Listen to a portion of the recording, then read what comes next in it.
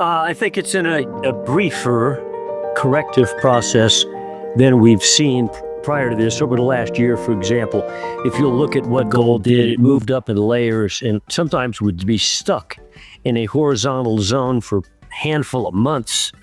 Go back to April of 24, for example. We said in March of 24, expect the beginning of the bull market again. In other words, it's been asleep for 3 years. And it's sure enough, it engaged, but it still had these layered, time-consuming zones of nothing, where we just simply hold and absorb the selling and finally can go up again. Well, right now we're in the second week of a pullback. Period. So in fact, it's not even a full 2 weeks because, anyway, the number of days is a handful. And I suspect this will be brief. It won't be multi-month. I don't think we're going to correct like everybody seems to think. We're going down. Michael Oliver provides a strategic perspective on the ongoing price action in the precious metals markets, particularly highlighting gold's rally and silver's volatility. Gold has recently surged to an all-time high near $3,500 before pulling back by approximately $300. Oliver characterizes this correction as short-lived in contrast to previous multi-month consolidations and believes the bull trend remains firmly intact. He emphasizes that gold typically advances in layers, marked by sideways movement followed by upward thrusts. The current pullback, he asserts, is not expected to revisit prior highs, countering the common assumption of a deeper correction down to $2,800. He warns that such assumptions can mislead investors emotionally, prompting premature exits from otherwise strong positions. According to Oliver, the gold bull market has entered an acceleration phase.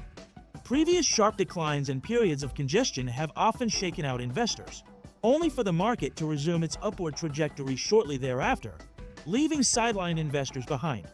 Oliver dismisses the likelihood of another puke event in silver, arguing that such steep declines rarely repeat in rapid succession. Instead, he anticipates a near-term rebound underpinned by momentum strength and the broader bullish trend in the precious metals sector. Down to 2,800. I think what people are doing, or price chart is primarily, is when they project, it's all over for now, we got to go back down to here. Every time they do that, what they're doing is they're finding the prior shelf of highs that was broken through, and then you get a surge, and they seem to insist that you must go back to that prior high to test the price high. And gold hasn't done that. Instead, it's pulled back, but never gone back to the prior high.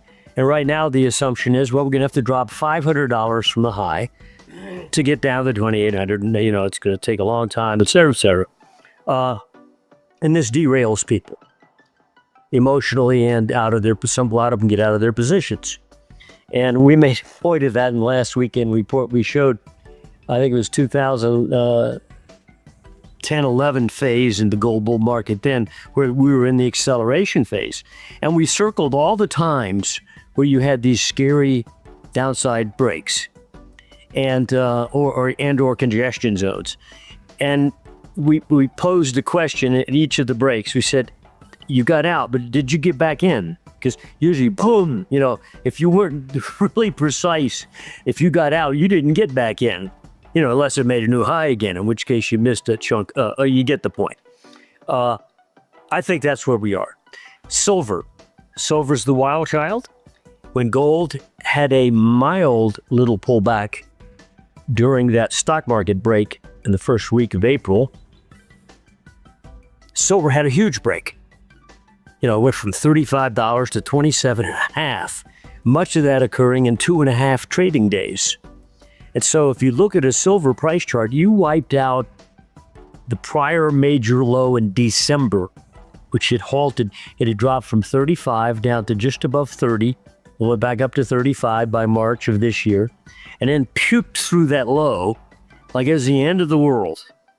And in a heartbeat, it went from 27.50 up to like 30.5, 31, 32, 33, and right now we're trading in the 32s. I suspect this sell-off doesn't have much more time in days and or price, and that we can see when we look at momentum, whether we're looking at real short-term silver gold momentum like day-to-day type momentum action, or looking at some bigger pictures. it looks like it's a setup for another surge. In other words, we're just having another pullback. And I don't think silver is going to have another puke. You don't generally have two of them. In other words, if you had one that washed everything out and immediately slingshotted back up into normalcy, you don't do it again. You've had your cleansing. So any people expecting a duplicate cleansing, I think they're wasting their time. Anyway, that's where I think we are. I think we'll come up out of here pretty shortly. And there are some structures overhead on momentum and even on price that say you get back up 34, 35 on silver again, watch out. You could really blow at that point. Fast? Upside. Well, actually, during most of that 12-month period, we started March of last year, so it's been a full year of upside. But really, it wasn't vertical. It was a lot of, like I said, laborious 3 steps up, 1 step back, go to sleep for 3, 4, 5 months. That process. It's only in the last few months that it's really gone what you would call vertical. In fact, you can even see it on price charts now. Momentum did it first, and then price. You could draw a line across the last year or so of upside, and there's like a rising line across the highs, and we popped through that a month ago, and we're still above that level, that acceleration level on price. So I think the acceleration in gold has just begun. But when you flip over to silver, they've been caught in a range with a high at 33 back in October of last year, and then a drop. And then they went to, that was May of last year and dropped. Then in October of last year, they went up to 35 and then dropped again, but it was a higher high. And then this March, they went up to 35 again and dropped and cleaned everything out. And now we're trading in the 32, 33 zone. When we we do a momentum study of that price action, which you could draw a line. You go back to May of last year. It was a year ago.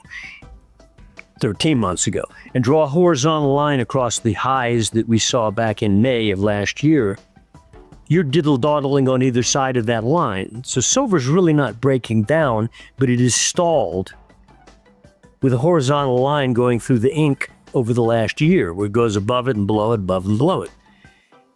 But momentum during that time, long-term momentum, has had a corrective tubular decline.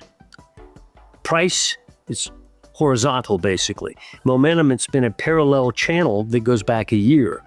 And whenever momentum develops something that clear, I define it with my hands here, but it's like a channel of action on momentum, but it's very old now. It's 1 year old of this process of correcting from overbought levels. Price has only gone sideways, net on balance, while momentum has had its full correction. You break out of that channel again on momentum, and you'll do it up around the 34, 35 level using the front month silver, which is now July future. You go back up to those highs again in price, momentum will be breaking out of this massive channel.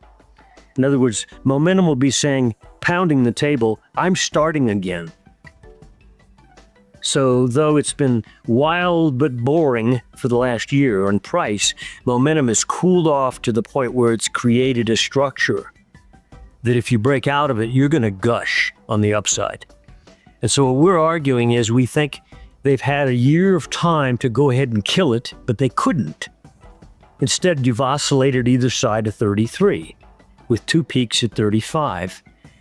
So we think that the momentum picture says, no, it's too old. You're not going down. You've been going down for a year. You're ready to turn and go the other way.